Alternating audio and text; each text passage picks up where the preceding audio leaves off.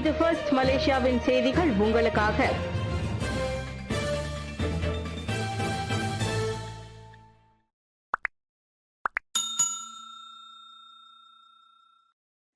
தைப்பூச விழாவை ரத்து செய்ய முயற்சிப்பதாக கூறுவதா?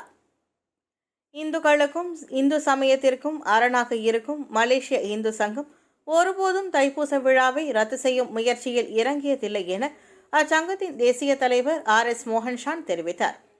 தைப்பூசத்துக்கான SOP நிர்ணயிக்கப்பட்ட நடைமுறைகள் தொடர்பான விவரங்களை அரசாங்கம் ஜனவரி முதல் வாரத்தில் வெளியிடலாம் என இதற்கு முன்பு மலேசிய இந்து சங்கம் பத்திரிகை ஒன்றின் கேள்விக்கு பதிலளித்திருந்தது. இந்து சங்கம் தான் தைப்பூசத்துக்கான SOPயை வெளியிடும் என தாம் கூறவில்லை என RS மோகன்ஷான் அறிக்கையின் வாயிலாக தெளிவுபடுத்தினார். தைப்பூச விழாவின் போது கடைபிடிக்க வேண்டிய SOP நடைமுறைகள் தொடர்பான ஒருமைப்பாட்டு அமைச்சின் கூட்டத்தில் மலேசிய இந்து சங்கமும் பங்கேற்றுக் கொண்டது. அக்கூட்டத்தின் மூலம் கலந்து பேசி எடுக்கப்படும் விதிமுறைகளை அரசாங்கம் வெளியிடும் அந்த விதிமுறைகளை பின்பற்றியே தைப்பூசம் கொண்டாடப்பட வேண்டும் என இந்து சங்கம் கூறியதில் தவறேதும் இல்லை என RS மோகன்ஷான் குறிப்பிட்டிருந்தார். எனவே அனைத்து தரப்பினரும் பத்திரிகை செய்தியை தெளிவாக புரிந்து கொண்டு கருத்துரைப்பது சிறந்தது என்றார் அவர். அந்நிய தொழிலாளர்களுக்கு சுகாதார பரிசோதனையை மறுக்கும் முதலாளிமார்கள் மீது சட்ட நடவடிக்கை. அந்நிய தொழிலாளர்களை COVID-19 சுகாதார பரிசோதனைக்கு அனுமதிக்க மறுக்கும் முதலாளிமார்கள் மீது அடுத்த ஜனவரி 1ஆம் தேதி தொடங்கி நோய் தடுப்பு மற்றும் கட்டுப்பாட்டு சட்டத்தின் கீழ் நடவடிக்கை எடுக்கப்படும் என்று மூத்த அமைச்சருமான டத்தோஸ்ரீ இஸ்மாயில் சப்ரி யாக்கூப் தெரிவித்தார். இதுவரை 1990 முதலாளிமார்கள் உட்படுத்தி 49,248 அந்நிய தொழிலாளர்கள் COVID-19 பரிசோதனையை மேற்கொண்டிருப்பதாகவும் இன்னும் நிறைய முதலாளிமார்கள் தங்களது தொழிலாளர்களுக்கு இன்னும் அனுமதி வழங்கவில்லை என்று மனிதவள அமைச்சு உறுதிப்படுத்தியது. எனவே இதனை பின்பற்றுபவர்கள் உள்ளனர், பின்பற்றாதவர்களும் உள்ளனர். நாங்கள் சட்டத்தை பின்பற்றி கடுமையான நடவடிக்கை மேற்கொள்ள வேண்டியுள்ளது. 342 சட்டத்தின் கீழ் அபராதம் அல்லது தண்டனை விதிக்கப்படும் என்றார். 2020ஆம் ஆண்டு டிசம்பர் 1ஆம் தேதி தொடங்கி கட்டுமானம், தொழிற்சாலைகள் உட்பட அனைத்து துறைகளை சேர்ந்த அந்நிய தொழிலாளர்களும் COVID-19 பரிசோதனைகளை மேற்கொள்ள வேண்டும் என்று, அதற்கான செலவுகளை சம்பந்தப்பட்ட நிறுவனங்கள் ஏற்றுக்கொள்ள வேண்டும் என்றும் அரசாங்கம் அறிவித்திருந்தது. பிரிட்டனில் இருந்து சிங்கப்பூர் திரும்பிய மாணவிக்கு COVID-19 புதிய தொற்று. பிரிட்டனில் அதிவேகமாக பரவி வரும் COVID-19 புதிய தொற்றான B117 சிங்கப்பூருக்கும் பரவி இருக்கிறது. அங்கிருந்து சிங்கப்பூர் திரும்பிய 17 வயது மாணவிக்கு இந்நோய் தொற்று இருப்பதை சிங்கப்பூர் சுகாதார அமைச்சு உறுதிப்படுத்தியிருக்கிறது. COVID-19 நோயின் வீரியமிக்க தொற்றான B117 அதிவேகமாக பரவக்கூடிய சாத்தியம் கொண்டது. இந்த புதிய தொற்று பரவாமல் இருக்க பல நாடுகளில் தீவிர கண்காணிப்பு நடவடிக்கைகள் மேற்கொள்ளப்பட்டு வருகின்றன. காரில் வாழ்க்கை நடத்தி வரும் கணேஷ் குடும்பத்தினர் தீயில் வீட்டை பறிகொடுத்ததால் கடந்த 8 மாத காலமாக தனது மனைவி மற்றும் 3 பெண் பிள்ளைகளுடன் காரிலேயே வாழ்க்கையை நடத்தி வருகிறார் பினாங்கைச் சேர்ந்த கணேஷ் சவுந்தரராஜா. தனது குடும்பத்தை சேர்ந்த 5 30 ஆண்டு கால புரோட்டோன் சகா கார் தான் இப்போதைக்கு புகலிடமாக இருப்பதாக பாதுகாவலராக வேலை செய்து வரும் கணேஷ் தெரிவித்தார்.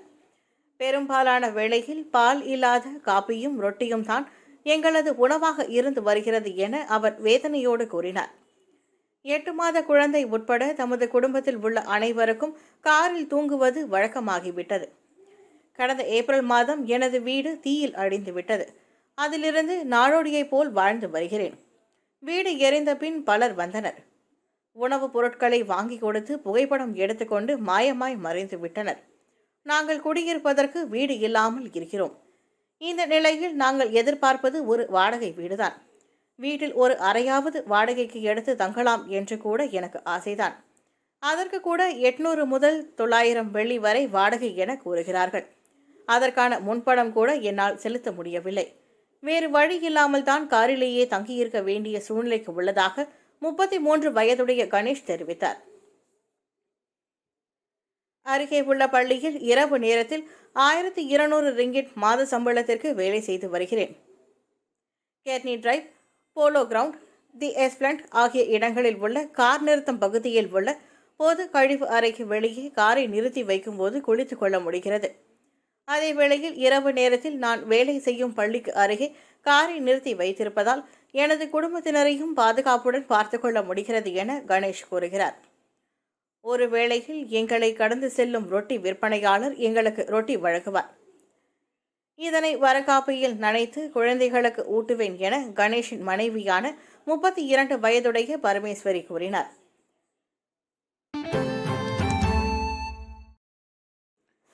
வெள்ள பேரிடரில் பாதிக்கப்பட்டவர்களின் எண்ணிக்கை 589 பேரிலிருந்து 307 குறைவு. கிளந்தான் வெள்ள பேரிடரின் 2வது அலையின் பாதிக்கப்பட்டவர்களின் எண்ணிக்கை 589 பேரில் இருந்து 307 குறைந்துள்ளது. பாசிர் மாசில் 5 தற்காலிக வெள்ள நிவாரண மையங்கள் இன்னும் செயல்படுவதாக பேரிடர் சமூக நலத்துறை தெரிவித்துள்ளது. இதனிடையே ரந்தாவ் பஞ்சாங் சுங்கை கோலக் ஆற்றில் 9.55 மீட்டரில் இருந்த நீர்மட்டம் குறைய தொடங்கியுள்ளதாக ரந்தாவ் பஞ்சாங் தீயணைப்பு மற்றும் மீட்புத்துறை தலைவர் இம்ரான் இஸ்மாயில் தெரிவித்தார். சில பகுதிகளில் வெள்ள நீர் 0.5 மீட்டர் அளவில் உள்ளதால் அப்பகுதி மக்கள் இன்னும் தற்காலிக வெள்ள நிவாரண மையங்களில் தங்க வைத்துள்ளனர் என்று அவர் குறிப்பிட்டார். வானிலை நிலவரப்படி ரந்தாவ் பஞ்சாங் மற்றும் ஜனாப்பில் நேற்று மழை பெய்யவில்லை. நிலைமை சீரடைந்து வரும் நிலையில் பாதிக்கப்பட்டவர்கள் தங்களது வீடுகளுக்கு அனுப்பி வைக்கப்படுவார்கள் என்று எதிர்பார்க்கப்பட்டது. மிஸ்ஸஸ் வார்த்தையை அகற்றுவீர், அழகி போட்டிக்கு பாஸ் கட்டுப்பாடு. உடல் சற்று பருமனான பெண்களுக்கான மலேசிய மிஸ் மிஸ்ஸஸ் பிளஸ் அழகி போட்டியின் பெயரில் இருந்து மிஸ் மிஸ்ஸஸ் என்ற வார்த்தையை நீக்கும்படி பாஸ் கட்சியின் இளைஞர் பிரிவு கேட்டுக்கொண்டுள்ளது. முஸ்லிம்கள் அழகி போட்டிகளில் பங்கேற்க அனுமதிக்கப்படுவதில்லை. எனவே பெண்களின் தன்னம்பிக்கையை அதிகரிப்பதற்கான நடத்தப்படும் அந்த போட்டியை தொடர வேண்டும் என்றால் மிஸ் மிஸ்ஸஸ் எனும் வார்த்தையை அகற்றும்படி அக்கட்சியின் இளைஞர் பிரிவு வலியுறுத்தி இருக்கின்றது. இல்லையென்றால் அப்போட்டியின் இறுதி சுற்றுக்கு தேர்வாக இருக்கும் 10 முஸ்லிம் போட்டியாளர்களை வெளியேற்றும்படி அப்பிரிவு மேலும் கேட்டுக்கொண்டுள்ளது. இவ்வேளையில் இவ்விவகாரம் தொடர்பில் மகளிர் குடும்ப சமூக மேம்பாட்டு அமைச்சிடம் இருந்து தமது தரப்பு ஆலோசனையை பெறும் என அந்த அழகி போட்டியின் ஏற்பாட்டாளரான ஜினின் பிரிட்டிஷி தெரிவித்தார். இப்போட்டியின் வெற்றியாளர் அடுத்த ஆண்டு பிப்ரவரி அமெரிக்காவில் நடைபெறும் மிஸ் பிளஸ் போட்டியில் பங்கேற்பார் என்பது குறிப்பிடத்தக்கது. கோவிட்-19 மொத்த எண்ணிக்கை 1 லட்சத்தை தாண்டியது. நாட்டில் கடந்த 24 மணி நேரத்தில் 1581 பேருக்கு கோவிட்-19 வைரஸ் தொற்று உறுதிப்படுத்தப்பட்டது. அதையடுத்து நாட்டில் இதுவரையில் பதிவான கோவிட்-19 மொத்த எண்ணிக்கை 1,318 பதிவானது. உலகில் கோவிட்-19 தொற்று எண்ணிக்கை 1 லட்சத்தை தாண்டிய வரையில் நாடுகளின் வரிசையில் தற்பொழுது மலேசியா 75 நாடாக இணைந்திருக்கிறது. இவ்வேளையில் நாட்டில் சிலாங்கூரில் அதிகமாக 491 கோவிட்-19 தொற்று சம்பவங்களும், கோலாலம்பூரில் 379 சம்பவங்களும், சபாவில் 249 சம்பவங்களும் பதிவாகின. கோவிட்-19 வைரஸ் தொற்றிலிருந்து 1085 பேர் குணமடைந்து வீடு திரும்பினர்.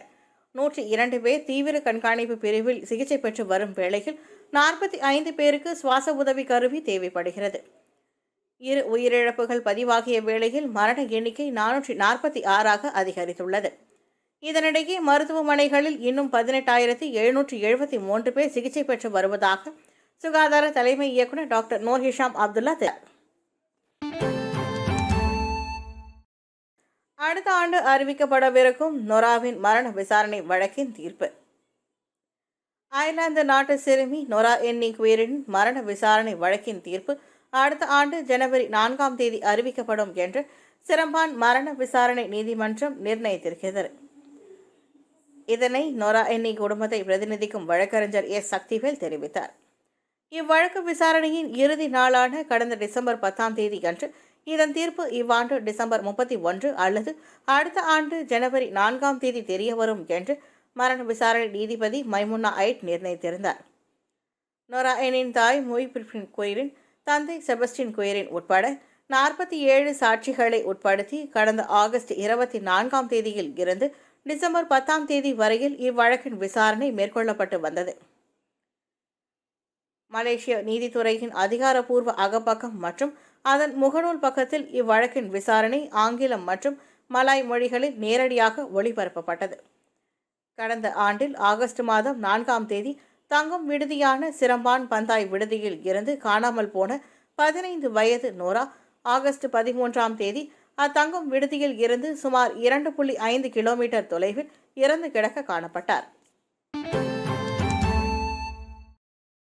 ஜனவரி தொடங்கி தனியார் கல்விக் கழகங்களுக்கு அனைத்துலக மாணவர்கள் நுழைய அனுமதி. அடுத்த ஆண்டு ஜனவரி 1ஆம் தேதி தொடங்கி மத்திய பிரிவின் தனியார் கல்விக் கழகங்களுக்கு அனைத்துலக மாணவர்கள் நுழைவதற்கு அரசாங்கம் அனுமதி வழங்கியிருக்கின்றது.